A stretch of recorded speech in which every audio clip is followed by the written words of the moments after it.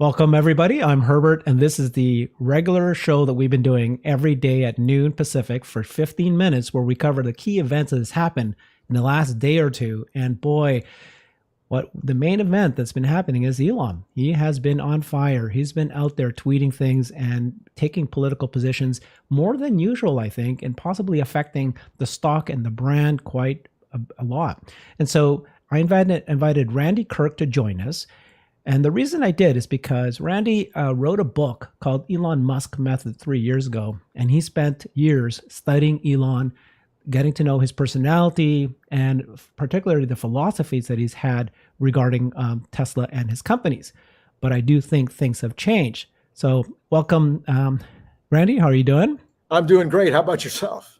I'm doing fine. Right, good. Obviously, I'm, part of the community here is getting quite upset with the impact that Elon truly has because the stock has fallen and not way beyond just what the kind of S&P and general market is doing. This is clearly his own impact. And, to the point now that when he was at the, comedy show with Dave Chappelle, there were boos, significant boos. I don't know if we can read too much into this, but, this was certainly in San Francisco. But it does feel like what he's done has gone way beyond just the normal craziness that he's been doing, where it's just kind of like short term, people kind of just brush it off. But now there seems to be something stronger than that. What's your take on this?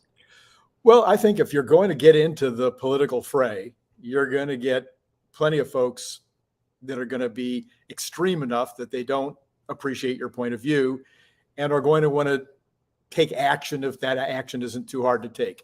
Now, sometimes they'll take action anyway, even if it's hard to take. But in this particular situation, he walks out onto a stage in San Francisco to a group of people that are watching Dave Chappelle.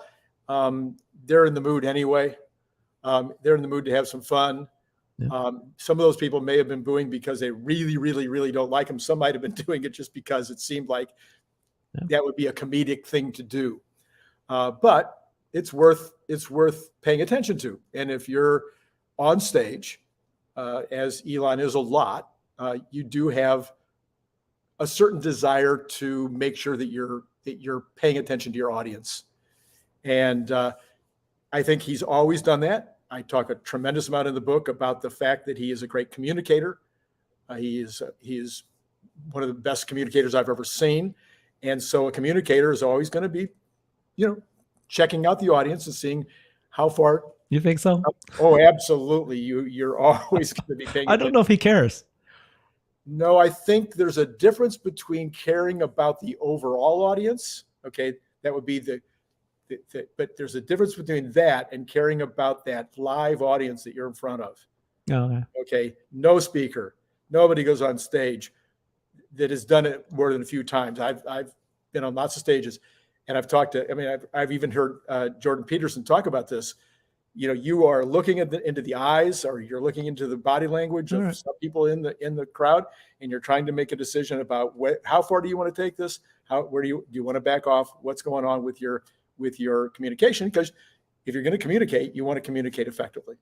Yeah. Well, the thing is that what he started to do, I think it's a big difference. He started to communicate things that are really triggering. I don't know if he's doing it really, really on purpose or not, because he's always been talking about the woke mind virus. He's been kind of like leaning to the right more so, although every once in a while he'll say centrist. But recently, right, just last few days, he did the follow the rabbit, which is clearly a QAnon kind of symbol. But he could be just having fun, right? Because there was talking about the Fauci files, and he's basically saying, follow the breadcrumbs, follow the rabbit. And then he followed that up with kind of, this quote or this kind of image of the red pill and green pill or blue pill. And he says, I think about this every time I take Dayquil or NyQuil, sure. But the red pill is another symbol for the right wing. And then, of course, he's starting to get very, very clear about, his positions. He's about to release the Fauci files, prosecute Fauci. So these kinds of things has really gotten the left side really riled up. And he's probably, that's part of what the right is having fun doing. But is this now to the point that it's significant?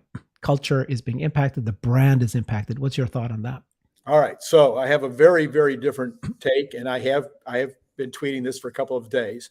Number one, in the PR world, there's this famous statement that just, I don't care what you say about me, just make sure you spell my name right. Okay. And Elon Musk is a PR genius. Okay. The guy is Okay.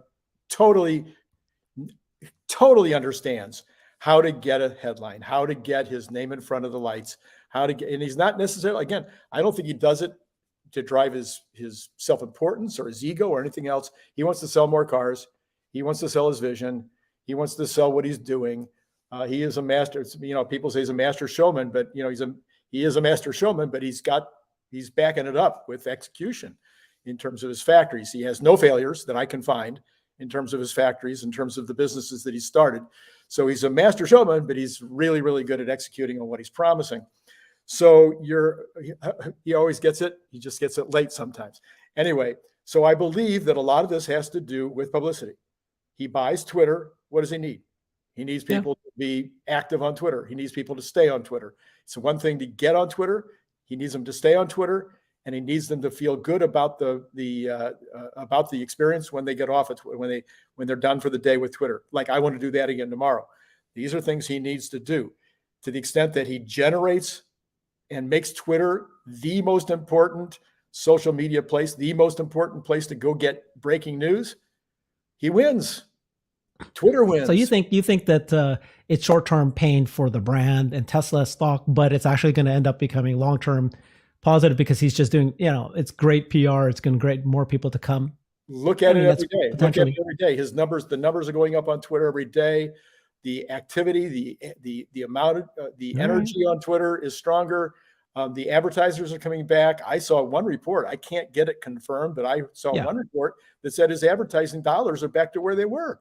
Not the dollars, but it was the advertising views, ad impressions, and so forth. Okay. I thought. Right. So the question is like he's on the other stat is showing that there's an outside reaction by the Democrats, 50% reduction in their favorability of the Tesla brand, and 9% only from the Republican gain. So it's not a wash. There are people going away. So, but so you're positive about this. I mean, so here's he talks about the woke mind virus. He's been talking quite a bit about that. So yesterday he just repeated that again. It's either defeated or nothing else matters. And then this guy says, well, it's like San Francisco represents the rest of the panel. It's not. And if it does, it's going to be, Matty's crude, and he goes 100%. So, clearly the San Francisco is far left. I can kind of agree to that. But he's attacking the left. He's been doing that quite consistently. And then, Gali said, I think Elon Musk getting too political is a mistake. And then John from Tesla owner Silicon Valley, how would you rank this compared to other issues? He said number one. That kind of got me upset. It got a lot of... Yeah, I don't think there's a bigger issue in the world than free speech. Okay. I don't care what issue you want to, we can talk about it all day long. I've got a lot of issues I care about. I don't think there's a bigger issue than free speech. I was at UCLA back a very, very long time ago when there was a absolute, fully stated communist who wanted to be a professor at UCLA. And there was riots at UCLA because this professor was going to be seated. The left was saying, no, everybody should be able to say what they want to say. There's no issue here. The ACLU, a couple of years before that or after that, I forget, was defending the Nazis and Skokie. Free speech is critical. And the left has forgotten, apparently, that free speech is critical. And Elon is saying, look, I'm going to die on this sword. Free speech is critical. We need to get away from this business of canceling people because they say something that's slightly incorrect at the moment. It's a crazy, crazy situation. And he considers this to be, I think he truly, honestly believes it to be more important than anything else. And remember his background when he was a teenager, reading the Asimov series and everything else. He is an ideologue.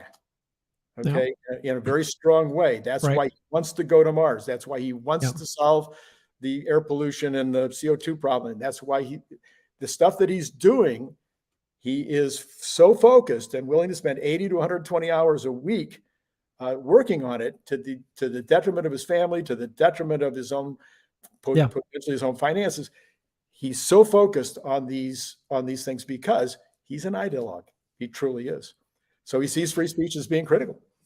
Yeah, no, I buy into that his long-term vision is for good. He wants incredible, kind of a ideal society like you're talking about, but the impact of the stock and to Tesla, and for him to choose this woke mind virus scenario as the number one priority and neglecting this Tesla, everybody agrees now he's pretty well neglected and dropped Tesla, and he's not even there. He's let the stock fall significantly to the point that it's just over 50% at this point. And it's quite damaging to the brand. And so to what point does this is irreversible? Do you think that it's not that bad and that he can take over? This is what a lot of Tesla investors are freaking out about these days, is that they do think that this is significant. So as a marketer, I could talk about it from a marketing standpoint. As an investor, I could talk about it as an investor. I'd rather talk about it from Elon Musk's standpoint. So I'm gonna speak to Elon Musk right now. Your quest is admirable, and your interest in humanity and your desire to make sure that free speech happens is incredibly admirable. And yes, there's no such thing as bad publicity over time. So you're generating publicity. I'm for it. Do it. It's going to sell more cars. Eventually, it's going to sell more Twitter advertising. All of that's great. There are ways to say things. Okay. You don't always have to say it in the way that's going to be the most disruptive. Okay. You want to disrupt the automobile industry? Great. But when you're speaking, there are ways to say things. You can say things a lot of different ways. You can get your point across in lots of different ways. You don't have to tweak the crowd quite as much as you are right now. You would do yourself, I think, personally, I think you would do all of your brands a favor if you would, when there's a time that you're ready to put up a tweet and there's a little birdie, that's a little blue bird in your ear, a little blue bird is going, yeah, are you sure that you should tweet this? Pick up the phone and call somebody you trust. Call me if you like. I'll be happy to talk it over with you. But call somebody that you trust. Well, say, is there a better way to get the same point across without going quite this far? 5 minutes ago, you basically said he's a master PR person, and now you're saying that he's got issues. So this is the one thing that I'm excited about. And basically, Omar said, unpopular opinion, Elon owning Twitter elevates Tesla's brand, reach, and marketing. And Elon replied, I will make sure Tesla shareholders benefit from Twitter long term. Now, there's a couple of points about that. One is, okay, I've been asking this question for many months now, which is, in what way does Elon buying Twitter going to benefit me, the Tesla investor? I mean, I'm not downplaying the mission and free speech and all that. Very important. Right now, I'm heavily invested in Tesla, so I kind of care, for my own benefit. But for him to finally say, yes, there's going to be a way that Twitter is going to benefit Tesla shareholders, that's great. The problem with that is that you said long term. So in the short term, it's been very damaging. I think we're all kind of feeling this at this point, but the long term, it will be better. What's your thinking of how could he use Twitter to impact and help Tesla?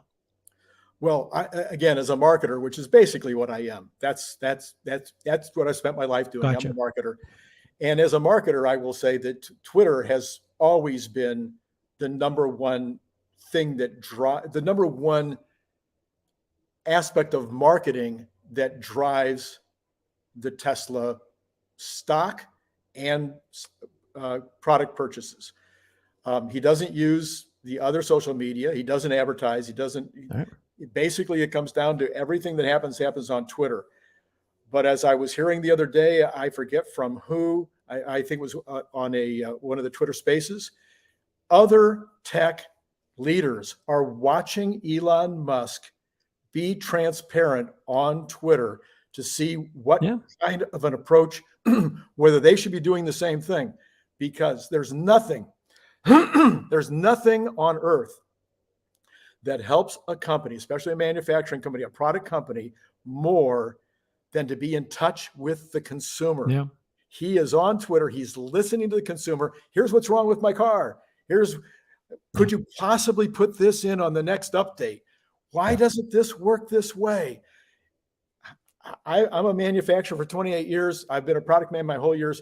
how much I would have loved to be able to talk to my customers like this in that environment and have them say, hey, could you make the water bottle a little taller? Could you make it squirt a little faster? That's what I do with bicycle water bottles.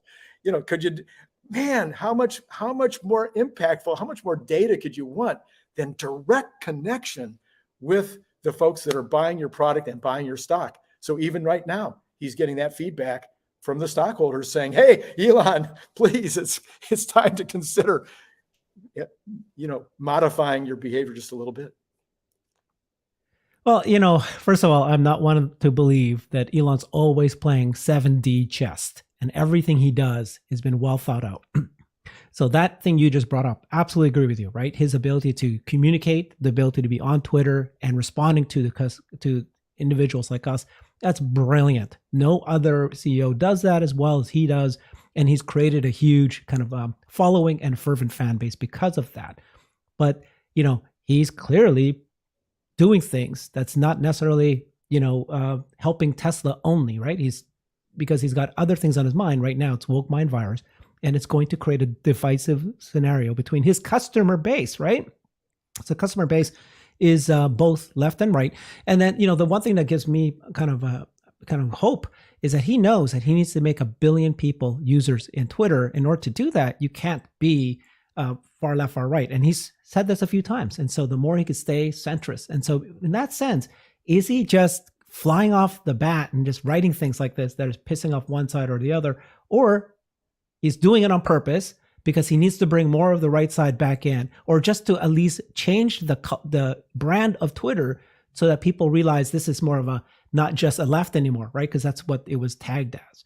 Now it's something, I'm going to piss on the left for a little bit, now piss on the right, now stay in the middle. Maybe that's what it'll do. But right now, I'm kind of debating whether or not this is all pretty well thought out. But any last comments? Yeah. Oh, absolutely, Herbert. Listen, I got to tell you, I don't know about you. In my lifetime, I have said stupid stuff. I can promise you that I can go back and look at my history, and I've said stupid stuff in front of crowds. Okay, I've said really stupid stuff in front of crowds. I'd love to have enough time to tell you a couple of anecdotes, but I don't. But I can tell you that I've said really, really dumb stuff in front of crowds. So, sure. Yeah, has Elon made mistakes? I think he probably knows he's made mistakes. Are they irreversible? Absolutely not. Okay. No, it is a rare individual that makes a financial decision like buying an automobile based on the fact that the CEO has a different point of view than they do. And that person, in my opinion, is not making a financially wise decision. Well, thank you so much, Randy, for joining us. In the last 3 days, last week, we had so many tweets from Elon that was quite controversial, get everybody all riled up. It's just going to continue. He owns Twitter now. It's going to be more than it has been ever. And we're all going to be upset and we're going to, or very happy, right? He can go play either way. So I think I'm confident that when I saw that last tweet saying that, hey, he's going to make sure that Tesla shareholders benefit from Twitter. So I'm very, eases me a little bit. Now look forward. Thank you, everybody. And thank you again, Randy. Appreciate it. Thanks everybody. Bye-bye.